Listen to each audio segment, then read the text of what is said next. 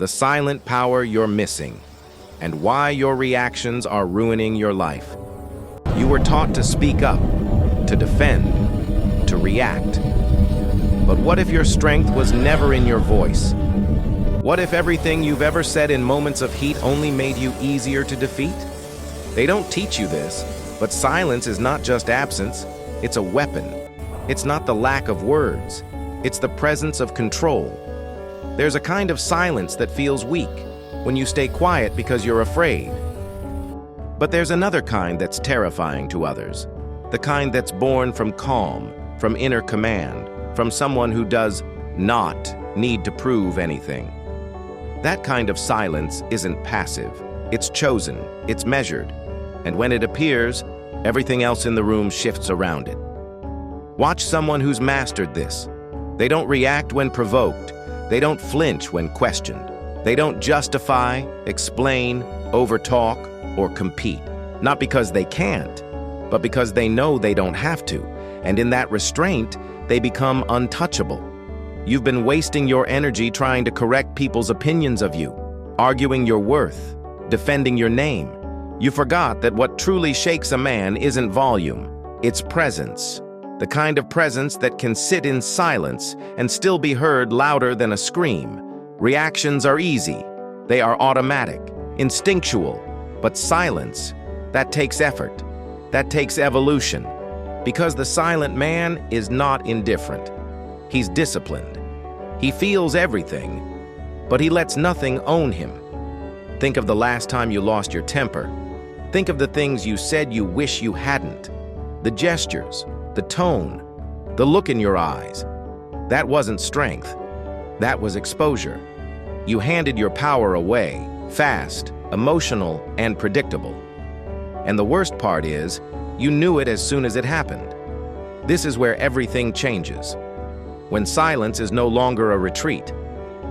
It's a position, a strategy. It's how you absorb impact without collapsing.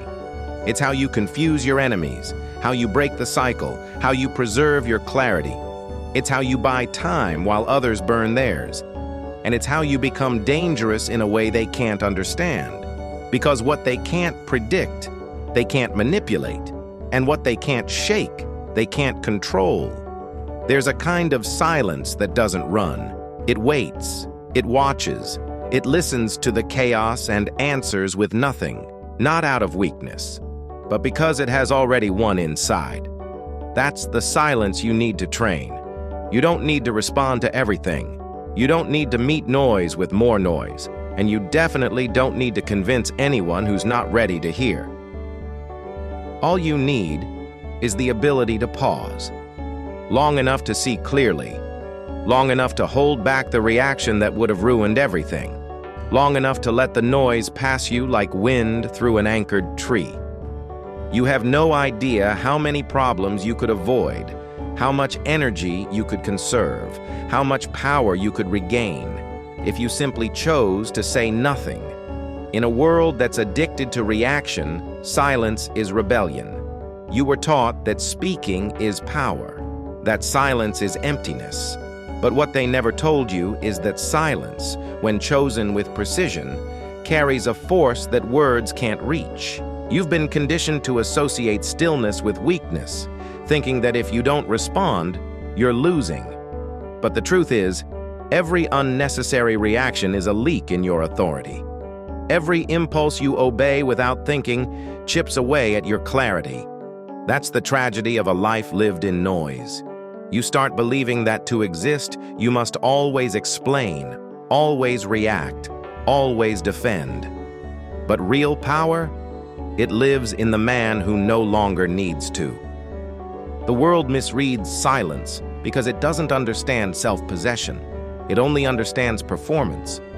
But the man who pauses before reacting, who listens without the urge to interrupt, who chooses stillness even when chaos is pressing on his chest, this man isn't empty, he's full of presence, full of weight, full of the kind of calm that unsettles people who live off the thrill of control.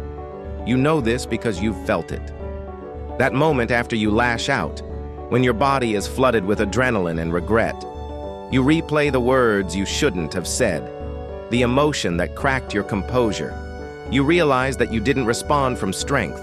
You reacted from pain, from ego, from habit, and you walk away drained, not victorious. But imagine if you didn't.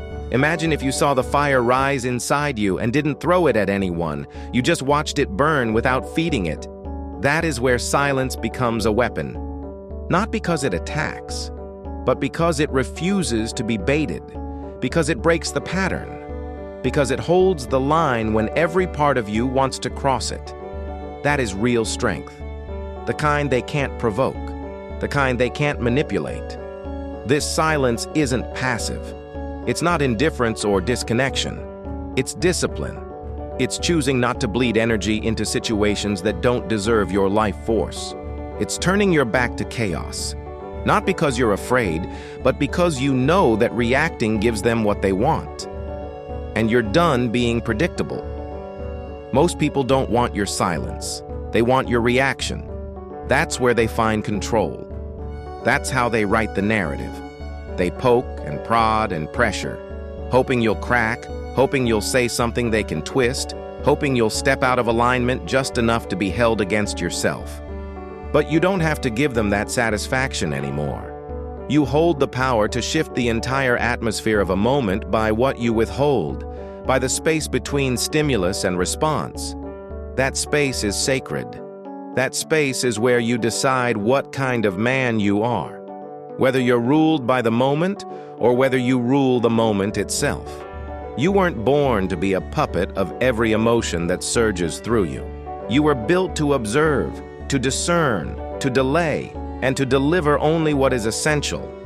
Not every thought needs to be spoken. Not every insult deserves a response. Not every fight is worth your peace. And once you understand that, you no longer see silence as surrender. You see it as strategy. Stillness becomes the armor. The refusal becomes the power. Not because you're suppressing, but because you've already resolved what needs no external reaction. The strongest men don't need to win arguments. They need to win themselves, over and over, moment by moment, until the inside is so anchored that nothing outside can drag it out of balance. Look at the patterns of your life. How many relationships fractured because of something said in heat? How many dreams delayed because of time wasted in reaction? How much of your energy is lost trying to manage other people's opinions of you? This is the silent war you've been fighting, and silence is not retreat. It's how you reclaim your position. Every time you don't react, you choose mastery over chaos. You choose long-term command over short-term emotion. You become the man who walks through storms without being pulled into them. The one who watches the noise rise but doesn't join it. The one who remains still, and because of that, changes the entire current around him. When silence stops being a default and becomes a decision, it gains edge. It stops being the absence of power and starts becoming its highest expression. And when you learn to wield it, truly wield it, you'll discover something strange. Most situations resolve themselves without you needing to waste a single word. The world doesn't need more noise. It needs more men who know when to hold the line. Be that man. You think your reactions are yours, but they're not. They've been trained, rehearsed, extracted. You've been conditioned to believe that every opinion needs a counter-opinion, that every insult needs a return strike, and that silence means defeat. But this isn't truth. It's programming. And every time you obey that programming without realizing it, you become exactly what the world expects you to be: predictable. There's an entire system built around your reactions. Platforms, trends, conflicts, they're not random. They're designed to provoke you, because the more you react, the more visible you become. The more you argue, the more engagement they get. The more you defend yourself, the more invested you become in a game you never agreed to play. They want you triggered. They want you impulsive, because every reaction is data. It reveals your fears, your values, your triggers, your wounds. And when they know what moves you, they know how to move you. That's the economy you live in now. Not one of money, but of attention. And your reactions are currency. Every time you reply to something that didn't deserve your voice, you pay with presence. Every time you explain yourself to someone who's not listening, you pay with clarity. Every time you try to prove yourself to people who profit from your noise, you pay with power. And the worst part? You think you're winning when you react fast. But what you're really doing is becoming easy to map, easy to manipulate, easy to control. They don't need you to think clearly. They need you to stay busy reacting. They don't want your silence. They want your outrage, because it keeps you predictable. And predictable people are easy to sell to, easy to control, and easy to distract from anything that truly matters. You weren't meant to be this easily moved. You weren't meant to be a slave to trends, to headlines, to bait. But if you never pause to observe what's happening beneath the surface, you'll stay stuck in the pattern. You'll keep reacting without seeing how much it's costing you. Reclaiming your silence is not just a personal act. It's a rebellion. Because when you don't react, you break their rhythm. You make the system stutter. You become unreadable. And there's nothing more powerful than someone who can't be mapped by their triggers. They want you loud, emotional, divided, distracted. Because then you're busy, then you're tired, then you're drained.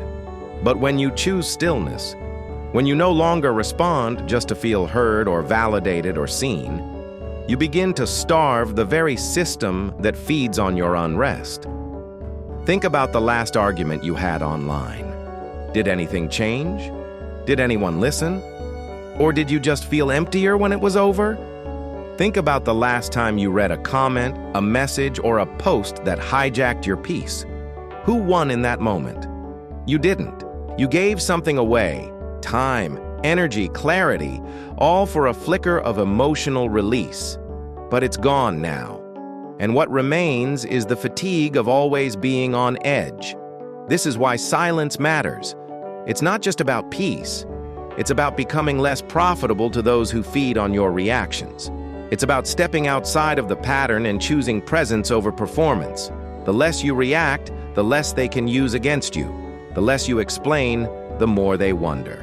The more still you become, the more unpredictable you are. And in a world that runs on your predictability, becoming unreadable is power. You don't have to attend every fight you're invited to. You don't have to explain yourself to strangers. You don't have to defend your soul every time someone misunderstands you.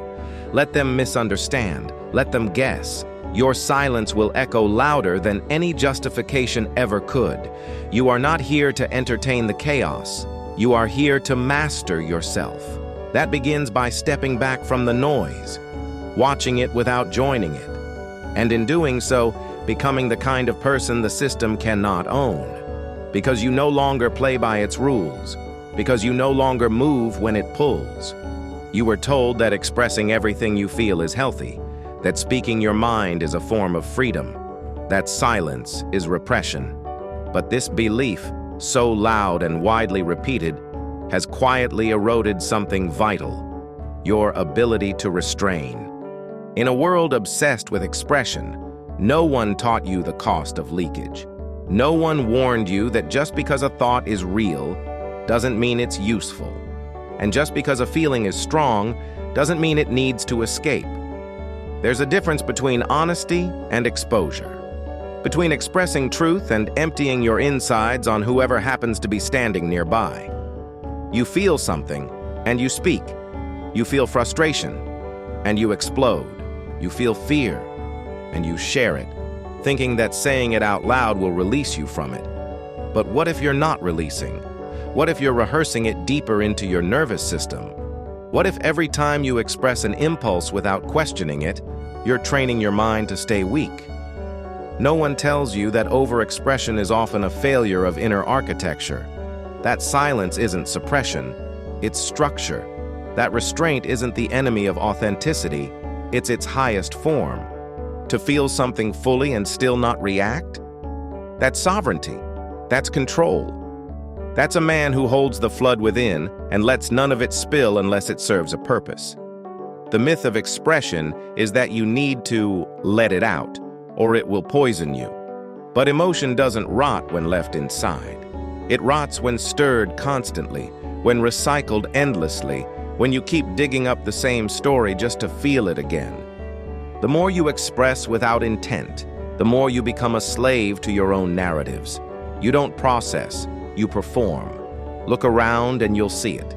People oversharing in the name of vulnerability, thinking that pain must always be made public to be real. But there is strength in silence. There is dignity in carrying pain without always needing an audience. And there is a different kind of healing that happens when you don't need to explain your wounds to be free of them. Restraint sharpens you. It slows the mind down just enough for wisdom to catch up. When you pause, you allow what is emotional to be filtered by what is rational. You make space between the trigger and the response. And in that space, you stop being a puppet. You become a craftsman of your words, your energy, your presence. You don't need to broadcast every inner movement. You don't need to narrate your journey in real time. The most powerful transformations often happen in silence, alone, without applause, without explanation. The man who can suffer quietly, think deeply, and choose precisely when to speak. This is the man people remember. Not because he shared everything, but because when he did speak, it meant something. Think about your most regrettable moments. Were they born out of silence? Or from saying too much, too fast, too soon? Think about the relationships that strained or snapped. Did they collapse from a lack of expression or from an excess of unfiltered, unprocessed emotion disguised as honesty? You were never meant to be a faucet, always open, always pouring, until there's nothing left but exhaustion. You were meant to be a vessel, strong, intentional, selective. The truth is, most people aren't ready for what you really feel. And most feelings aren't ready to be spoken until they've been cleaned by clarity. This is not about bottling yourself up. It's about holding yourself together. Not because you fear being seen, but because you respect the weight of your presence. You've felt what it's like to scatter your thoughts too soon, to explain yourself to the wrong ears, to speak before your spirit is steady. You've seen the damage that does. There's power in waiting, there's power in silence, and there's power in knowing that your voice is sharpest when it's rare. Let them wonder what you think. Let them feel your restraint. That stillness speaks louder than any unfiltered confession ever will. Because restraint, when chosen, is not a cage, it's a crown. There's a violence that doesn't leave bruises, a kind of damage that's not loud but constant. It happens when you expose too much of yourself too often to people who don't know how to carry what you've shared. And when they drop it, mock it, twist it, or ignore it, you blame them. But the real wound came before that moment. It came the second you forgot that not everything inside you is meant to be seen. Overexposure isn't about nudity or vulnerability. It's about giving away your interior to people who haven't earned the right to witness it. You think you're connecting, when in truth you're surrendering something sacred. You turn your thoughts into content. You turn your emotions into updates. You perform your pain, hoping someone will make sense of it for you. But the moment you give it away without discernment, you weaken it. You take something raw, unfinished, and delicate, and throw it into a world that doesn't know what to do with it, except dissect it or scroll past it. You weren't built to be open all the time. You weren't designed to explain yourself to everyone. That constant exposure, it leaves you vulnerable not in the noble sense, but in the chaotic one. It makes you forget what boundaries feel like. It trains your nervous system to expect applause or validation every time you share. And when you don't get it, you feel smaller, hungrier, more confused about who you are without an audience. This is the invisible erosion of overexposure. Not because others reject you, but because in always showing yourself, you lose the experience of knowing yourself. Privacy isn't secrecy, it's safety. Mystery isn't manipulation, it's strength. And when you lose those, you lose your center. Think about the way you're tempted to tell the world everything. When you're sad, you post. When you're angry, you vent. When you're uncertain, you seek feedback from people who don't even know your story. and then you wonder why you feel hollow, why your confidence doesn't hold, why nothing feels sacred anymore. It's because you gave away what was meant to be held, and now it doesn't feel like yours. There is violence in being seen too soon. There is confusion in being read too often. When every part of you is constantly exposed, you stop being human. You become a window. Everyone can see in, and no one has to ask permission. You've trained them that way. And now, even when you want to retreat, you feel guilty. You feel pressure to keep showing up, to stay available, to keep offering your insides to the world like it's owed your story. But it's not. Not everyone deserves access to your silence. Not everyone deserves a front row seat to your process. The people who do will prove themselves, not with curiosity, but with care. Not with questions, but with presence. The rest? They don't need to know. You're allowed to be unfinished in private. You're allowed to protect what's growing. You're allowed to say nothing and still be worthy of love. Restraint isn't just strength, it's recovery. And silence isn't just wisdom, it's self-preservation. You must reclaim your mystery. You must relearn the beauty of being unseen, not because you're hiding, but because you're healing. You've mistaken exposure for expression. You've confused sharing with clarity. But some things don't need to be spoken yet. Some things don't need an audience. They need time. They need stillness. They need your own attention before they can be shared with anyone else. Otherwise, you're not expressing. You're bleeding. There's a reason ancient thinkers practiced silence, not just because they sought peace, but because they knew the power of being unreadable. When no one can predict your next move, when no one knows what you're building, when no one knows what's living inside you, you become untouchable. That's not cold. That's sacred. That's wise. You've been told to open up, but now it's time to close the gate. Not forever, but until you've built the strength to open it, selectively. Until you've remembered that your story is not a product, your emotions are not performances, and your silence, that might be the loudest truth you've never told. You've walked into a room before and felt it instantly. The tension, the noise. Not the kind made by sound, but by energy. People rushing to be heard, competing to be seen, talking over one another, defending their image, throwing invisible elbows just to feel like they matter. That kind of room has no center, only motion, until someone enters who doesn't match that rhythm. Someone who doesn't raise their voice, someone who doesn't rush, someone still. Stillness isn't absence, it's density. The still person doesn't suck the air out of the room. He grounds it. He doesn't need to assert his presence. It's felt. Because in a world addicted to movement, silence has gravity. And the one who carries it becomes a natural axis. The energy of others begins to orbit around him. Not because he dominates, but because he doesn't chase. You think influence is loud. That to lead, you must speak the most. But true presence doesn't demand space. It creates it. The still man slows down conversations without saying a word. His eyes hold a kind of pressure that makes people question their words before speaking. His gestures are minimal, but everything he does seems deliberate. There's no panic in his breath, no need to prove, no tension in his face. He disrupts chaos by not participating in it. People notice. They won't always say it out loud, but they feel the contrast. They're drawn to it. They don't know why, but they feel safer, calmer, more focused. The still person gives permission for others to drop the mask, because when someone refuses to match your urgency, it exposes how frantic you really are. And in that reflection, something begins to shift. You've been told to show confidence with posture, with voice, with statements.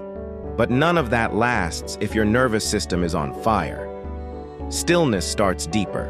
It starts with regulation, with breath, with intention, with not letting the room determine your rhythm. And once you master that, you stop mirroring others. You start recalibrating them.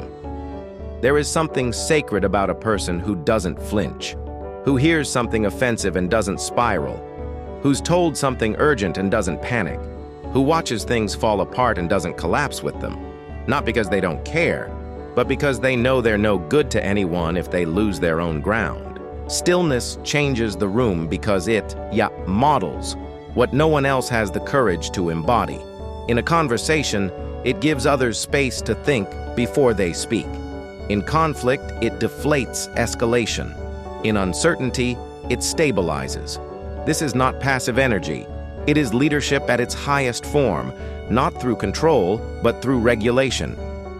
Think about the people you've respected most, not for their charm, but for their centeredness. The ones who didn't need to interrupt to make a point. The ones who rarely spoke, but when they did, everyone listened. The ones who carried themselves like time was on their side. That is not personality. That is discipline. You have that capacity, but it requires you to stop matching the chaos, to stop answering speed with more speed. It requires you to become the person in the room who doesn't just resist noise, but makes others hear the quiet. Stillness doesn't mean emotionless. It doesn't mean distant. It means deliberate. It means you've trained yourself to remain whole while others are splitting. That kind of strength is remembered. That kind of presence is rare, and it's earned, not declared. The world will try to pull you into its current. It will reward reactivity and punish pause. But when you refuse to be moved by the shallow rhythms of noise, you begin to set a deeper one, and the room feels it. Every time, you don't realize how expensive your reactions are until it's too late. You lose hours trying to undo a moment of carelessness. You drain your peace over a sentence that should have stayed inside. And by the time you calm down, what's left is regret, fatigue, and a growing sense that your emotions are no longer yours to command. Every emotional leak has a price, not in money, but in clarity, energy, and time. It starts small. A message you shouldn't have sent, a tone you didn't mean to use, a facial expression that exposed a wound. You think it's harmless because it passes quickly, but what you don't see is the aftermath, the spiraling thoughts, the relationship tension, the narrative you unintentionally built about who you are. It keeps going long after the moment ends, and the worst part is that it never needed to happen. Not like that. You've been trained to believe that the best way to handle emotion is to express it, to vent, to let it out. But what if that's a misunderstanding? What if releasing the emotion before it's fully processed doesn't heal you? It weakens you. What if every time you react impulsively, you widen the gap between your core and your character? Emotions are information, but when you leak them too fast, they lose meaning. They become noise. You think you're being honest, but unfiltered honesty without timing is just disorder, and disorder spreads. One bad reaction affects your next decision. One emotional leak poisons your focus. One careless reply can reroute your whole day. You know this already. You've lived it. You've snapped at someone you care about, only to spend the next 48 hours trying to repair what you said. You've reacted to a situation without knowing the full picture and ended up embarrassed by your own haste. These aren't just emotional mistakes, they're energetic wounds. And when they happen often enough, they make you unstable. Not emotionally, but structurally. You stop trusting yourself. That's the true cost. Not what others think of you, but what you begin to think of yourself. Every time you break your own standards, even in small ways, your self-respect takes a hit. You feel scattered, unsure, weaker, and you cover it up with distraction, noise, or another reaction. It becomes a loop, and every loop has a toll. The solution isn't to suppress. Suppression is just frozen chaos. The solution is to contain. To build the kind of internal vessel strong enough to hold the fire without letting it escape at the first spark. That kind of containment is discipline, not the rigid kind that denies feeling, but the anchored kind that guides it. You need to know what's yours to carry and what's yours to release, and when. You need to slow down just enough to ask, does this need to be said right now, or do I just want relief? Because most reactions are not expressions of truth. They're attempts to escape discomfort. You're not releasing wisdom. You're dumping weight, and then wondering why you still feel heavy. Containment doesn't mean emotionless. It means precise. It means you don't hand your power to people who haven't earned it. It means you choose your words like a craftsman, not a gambler. It means you stop apologizing for being too much because you've trained yourself to be just enough, controlled, clear, centered. You will be triggered. You will feel heat rise in your chest. You will have thoughts that demand to be said. But strength isn't about never feeling that heat. It's about knowing you can feel it, hold it, and still choose what comes next. You're allowed to pause. You're allowed to wait. You're allowed to be the man who doesn't leak. Silence is not a void. It's the space where your future self is protected. It's the pause that prevents regret. The breath that saves a relationship. The quiet that preserves your dignity. And the more you train that pause, the less life drains you. If you want to be powerful, stop letting your emotions do your talking. If you want to be respected, stop giving away your composure. And if you want to feel peace, learn to hold what others can't. You've met them. The people who walk into a room and change nothing, yet everything changes around them. They don't speak louder. They don't interrupt. They don't perform.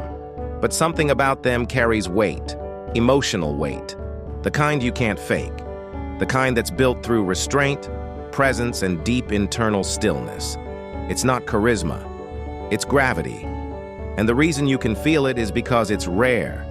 Most people are light, not in a peaceful way, but in an unstable way. They get pulled into every conversation. They get affected by every tone. One bad look ruins their day. One comment changes their mood. They're light because they're easily moved, easily shaken, easily manipulated. Their energy has no anchor, no bottom, no density. But you don't have to live like that. You can train yourself to become someone who is emotionally dense, not heavy with baggage, but grounded in awareness, rooted in principle, unshaken by the surface. To carry emotional weight is to walk slowly while the world runs, to hold your line while others beg you to break it, to sit with discomfort without panicking. It means your face doesn't flinch at offense. Your energy doesn't spike at drama. Your identity doesn't shift depending on who's watching. And your peace isn't up for trade every time pressure knocks at your door. This kind of power isn't given. It's built. Through silence, through repeated discipline, through moments where you want to explode but choose to breathe. Through times when your pride is insulted and you do nothing, because you know your worth is not up for negotiation. The unshakable man has been tempted many times to react. And every time he doesn't, he adds another brick to the foundation of who he is. But here's the truth most people won't tell you. Being unshakable doesn't mean you don't feel. It means you've built enough space between stimulus and reaction that you don't betray yourself in the heat. You still feel the anger. You still feel the doubt. You still feel the sadness. But those emotions no longer drag you into chaos. They pass through you like weather through a mountain. They hit, but they don't move you. And others notice. They may not understand it at first. They might think you're cold, distant, even intimidating. That's fine. Because what they're really feeling is their own chaos not being mirrored. And it unsettles them. Not because you've hurt them, but because they're used to controlling people with noise and you don't move. This is the cost of emotional weight. You will no longer be easy to read, and some will resent that. But the reward is that you'll finally be free from the exhausting dance of being everything for everyone. You'll stop bleeding your energy into every interaction. You'll stop apologizing for being still, and you'll begin to feel what most never do. True command over your internal world. This kind of presence can't be faked. You can't posture your way into it. You either carry it or you don't. And the only way to build it is by confronting every moment where you'd normally react and choosing not to. Not out of fear, not out of passivity, but because you see further now. You see the ripple your reaction would create. You see the energy it would cost. You see how often silence protects what words would destroy. Emotional weight is not about suppressing yourself. It's about choosing what version of you gets to act. Is it the one that wants to lash out? Or the one that's ready to lead? The one that craves attention? Or the one that respects peace over applause? You have that choice every day.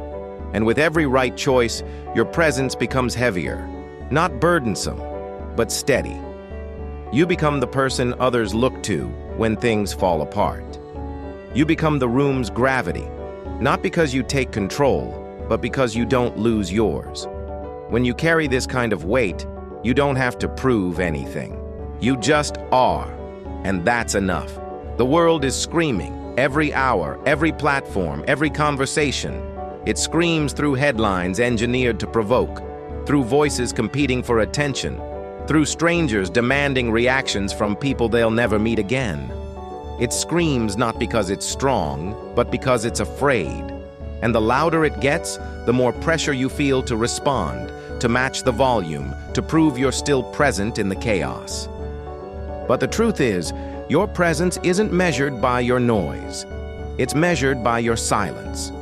You've spent too long trying to meet the world on its terms, arguing with people who never intended to listen, defending yourself to those who only wanted your energy, not your truth, trying to make sense of things that weren't designed to be understood, only consumed. And where has that led you? Tired, unfocused, pulled in 1,000 directions and still feeling unseen. That's the trap. They don't want your clarity. They want your reaction.